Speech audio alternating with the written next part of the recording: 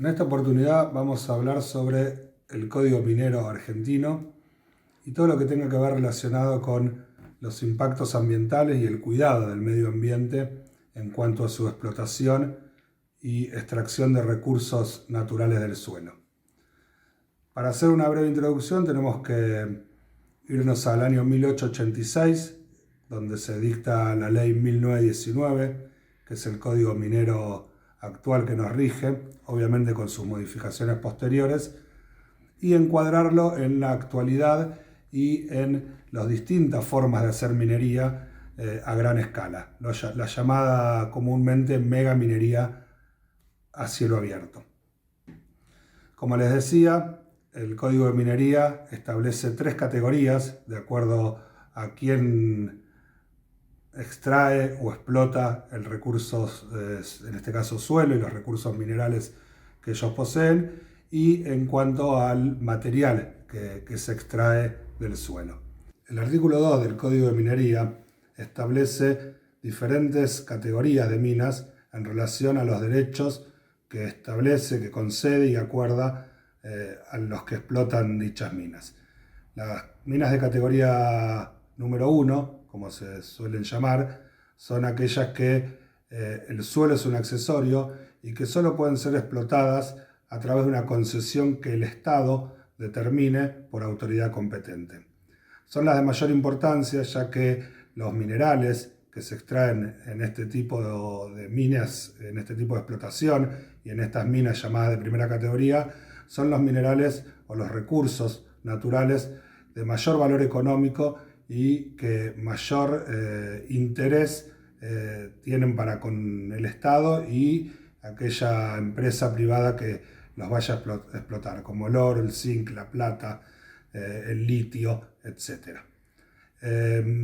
Como les decía anteriormente, la minería que tradicionalmente era de socavón, que era aquella tradicional, manual, que hoy en día todavía podemos verla en algunos lados, hoy se desarrolla con una minería a gran escala, una mega minería a cielo abierto.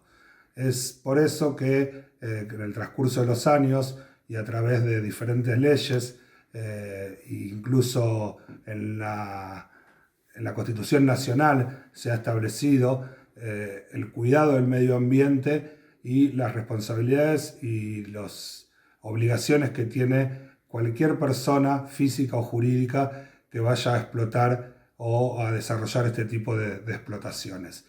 ¿Sí? Dice Catalano, también un autor reconocido en la materia, que el primer responsable de estas cuestiones ambientales que pueden perjudicar la vida de la ciudadanía, donde se explota, donde existe un tipo de estas explotaciones, es el Estado el primer responsable en cuidar el medio ambiente sociocultural donde se encuentre la mina.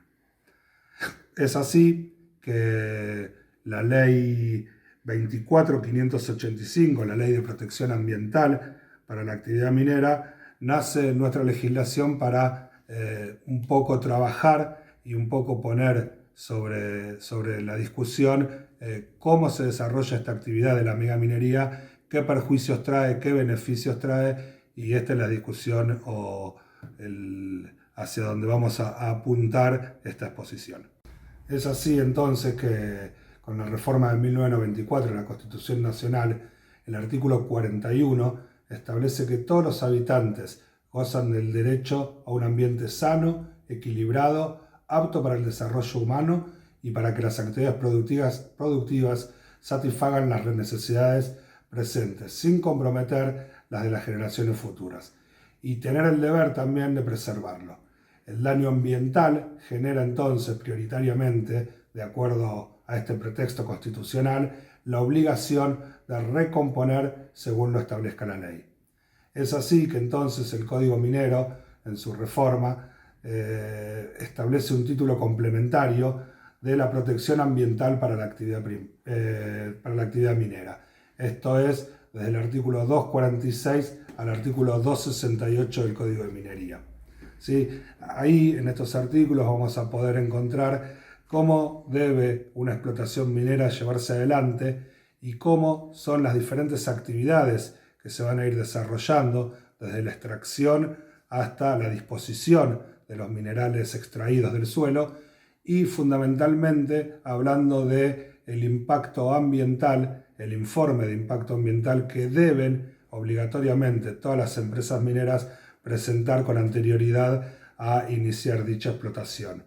Esto es muy importante porque acá entran en juego las conductas o los controles del Estado, tanto nacional como del Estado provincial, en donde la Dirección de Minería de las provincias, en este caso, por ejemplo, en la provincia de Buenos Aires, la Dirección de Minería Provincial, en complemento con lo que es hoy el OPDS, el Organismo Provincial de Desarrollo Sustentable, deberán velar por el cuidado del medio ambiente en este tipo de explotaciones. ¿Sí? Es esta la discusión planteada. El Código de Minería establece los tiempos, los plazos, las conductas que debe desarrollar cada empresa minera en cada etapa de su actividad, ya como decía, de exploración, de localización, de extracción, con el extractivismo, de las tecnologías utilizadas. Es acá donde encontramos un gran problema y un gran desafío o planteo, y tenemos posturas muy contrapuestas, muy antagónicas, muy encontradas en la protección y el derecho al medio ambiente. De acuerdo a la legislación vigente y al Código de Minería, con este título que habla sobre las obligaciones que tienen las empresas mineras, y en cuanto a la declaración o al informe de impacto ambiental, lo más importante que podemos destacar ahí es el artículo 261, en donde establece qué debe contener ese informe de impacto ambiental. Debe incluir la ubicación y descripción ambiental del área de influencia, la descripción del proyecto minero a llevar adelante en ese lugar, las eventuales modificaciones sobre el suelo, el agua, la atmósfera, la flora, la fauna, del relieve, y también todo el ámbito sociocultural de la región.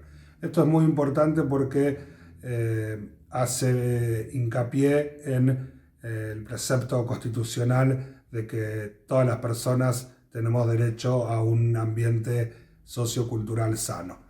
Las medidas de prevención, de mitigación, de rehabilitación, restauración o recomposición del medio alterado también deben estar contempladas en este informe de impacto ambiental, y los métodos utilizados, ¿sí? El artículo 256 también habla de que este impacto o este informe de impacto ambiental obligatorio debe ser bianual, o sea que debe ser reformulado o representado por la empresa minera, y la autoridad provincial con la autoridad nacional deberá comunicarle este informe y autorizar generar un certificado positivo de este informe de impacto ambiental que la minera va a tener obligación de llevar adelante.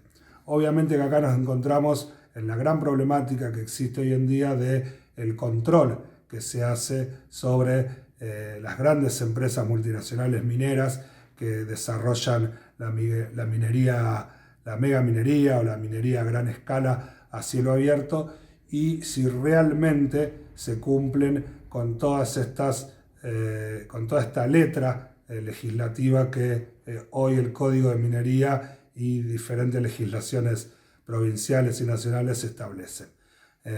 Para estudiar un poco esto y para ver un poco la realidad, como les decía anteriormente, vamos a hablar con Miguel Blesa y vamos a hacerle una entrevista vía Zoom.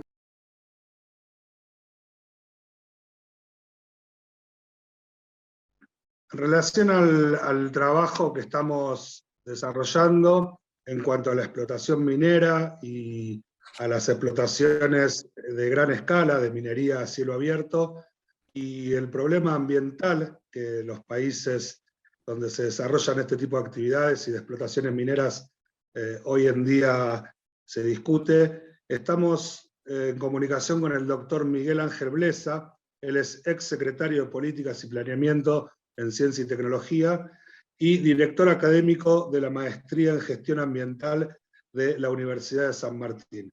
Hola Miguel, ¿cómo andás? Hola Rojo, ¿cómo estás? Bien, bueno, el trabajo que estoy desarrollando en este caso para la facultad, para la materia de Derecho Minero y de Energía, es un poco que vos puedas desde tu experiencia contarnos, más allá de la legislación vigente, de la Constitución Nacional en su artículo 41, donde habla del derecho a un medio ambiente sociocultural sano que debemos todos los habitantes de una región y de un país poder llevar adelante.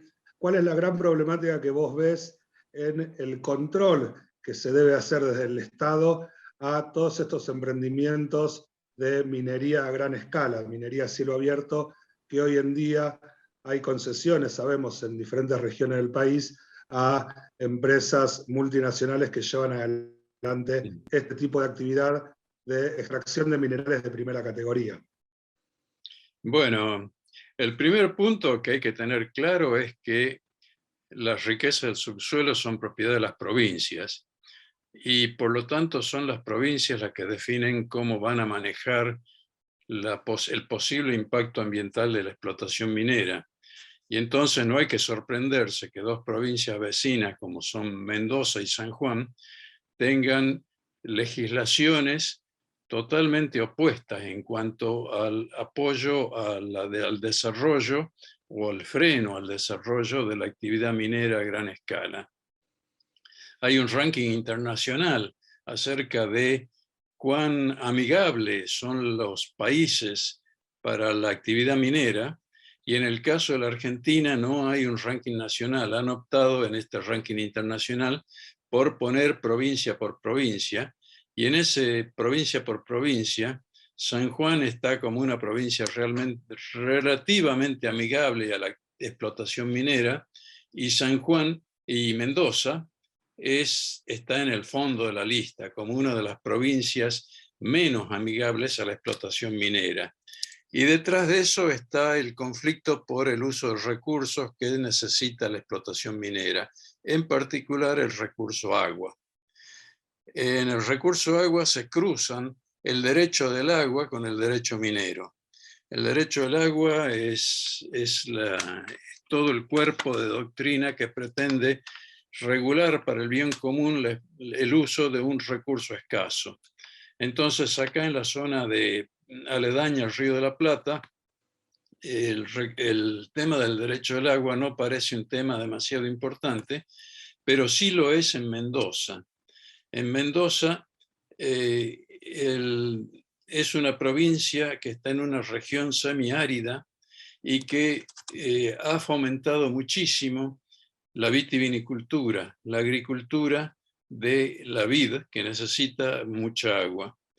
Y por contraposición, en San Juan la explotación de la uva, de la vid, es bastante menor y hay más explotaciones de lo que se llaman de secano, como puede ser las aceitunas, por ejemplo. Entonces, ¿cuál es el tema? Que en Mendoza hay una puja entre sectores sociales muy importante por el recurso agua. La vitivinicultura se horroriza ante la posibilidad de grandes emprendimientos mineros. Y en realidad es todo una puja política más que otra cosa, porque las minas consumen una cantidad relativamente chiquita de recurso agua. Por ejemplo, en la Argentina en este momento la agricultura debe consumir arriba del 70% del recurso agua, mientras que la minería no llega a consumir el 2%. Y esto se reproduce en cada distrito. Pero claro, Mendoza se alimenta de glaciares. El agua de Mendoza es agua de glaciares. Entonces, cuando los glaciares estaban estables, estaba todo bien. Llovía en invierno, nevaba, se formaban capas de nieve en los glaciares, en verano esa nieve se derretía y alimentaba los ríos. En este momento, con el cambio climático, los glaciares están en retroceso. ¿Qué quiere decir eso? Que la cantidad de agua que aportan las lluvias y nevadas en invierno no alcanzan a compensar los deshielos del verano y los glaciares están perdiendo masa. Entonces, proteger ese recurso fue que generó la ley de glaciares, que fue aprobada por unanimidad hace ya unos cuantos años, pero que generó dificultades. Y en particular hubo una dificultad que a mí me resultó muy llamativa. Se encargó de confeccionar un inventario de glaciares a un instituto del CONICET en Mendoza, el IANIGLA.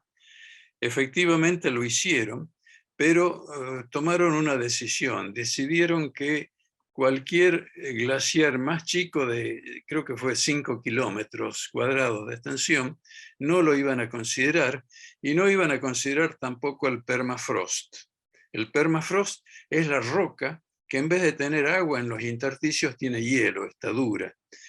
Bueno, eso alcanzó para que después le hicieran un juicio por mal cumplimiento de los deberes de funcionario público, y en este momento el exdirector del IANIGLA está imputado por eso, por no haber ejecutado el inventario de glaciares, incluyendo esos muy pequeños glaciares que según los que arman el juicio dicen de que deberían estar. En definitiva, hay toda una puja por el recurso agua, y hay una puja también que tiene mucho de ideológica entre lo ambiental y lo productivo. Los mineros te van a decir que las minas son explotaciones bastante seguras, que se puede proteger muy bien el ambiente y que es mucho menos peligrosa que muchas otras actividades que se llevan a cabo.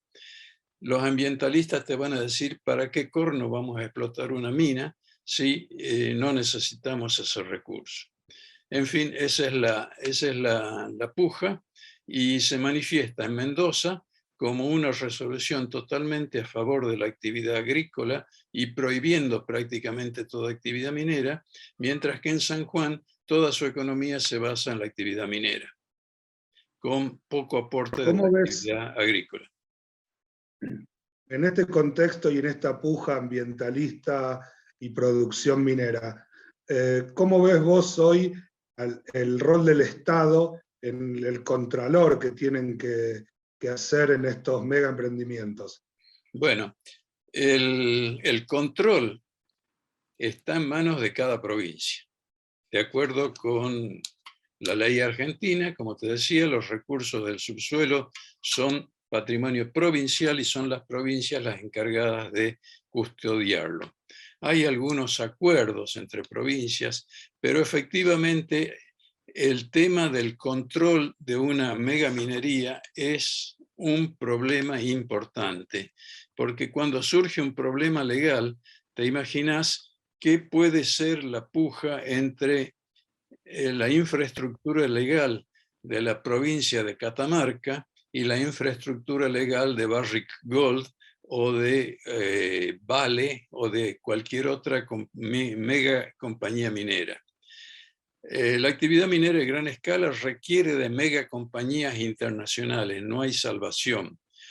Uno de los emprendimientos que más se hizo en la Argentina fue el del Bajo la Lumbrera, en Catamarca, y eso en realidad originariamente era una explotación de una empresa, Yacimientos Aguas del Dionisio, IMAD, que era una compañía del Estado Nacional asociado a la Universidad de Tucumán y a la provincia de Tucumán. Posteriormente, IMAD le cedió los derechos a una empresa transnacional porque la explotación es una explotación que requiere de grandes inversiones, es una inversión de riesgo, porque si algo anda mal, con los márgenes de maniobra relativamente pequeños que tienen, pueden fundirse con facilidad. Entonces, en definitiva, vos tenés grandes empresas, grandes compañías con muy grandes estructuras, y con esas es con las que va a tener que lidiar ante cualquier acción, en cualquier acción judicial, la provincia. Hay ahí una disparidad de actores que es difícil de remontar. Leí alguna vez algún trabajo que eso mismo ocurre, como es el gran problema de la explotación minera en Perú. Perú es un país que está basando su desarrollo acelerado, que se está desarrollando ahora aceleradamente, en la explotación minera. Pero sigue subyacente el problema de cómo controlar a esas grandes compañías con el aparato estatal. Supongo que con esto último que decís, hay que tener en cuenta intereses económicos también, ¿no? Por supuesto, es todo económico.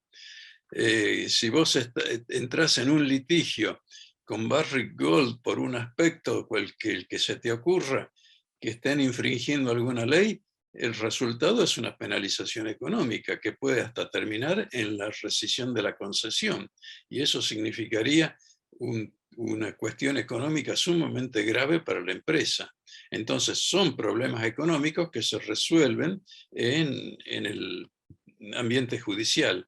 Y los equipos no son igualmente poderosos en cuanto a armar sus presentaciones, ¿no?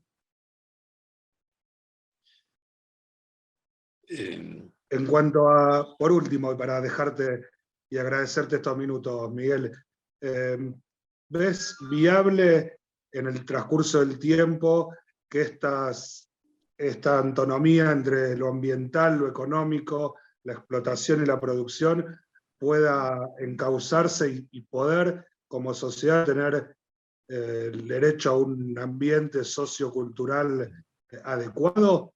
¿O todavía, o ya estamos resignados a eso? ¿Estamos a tiempo?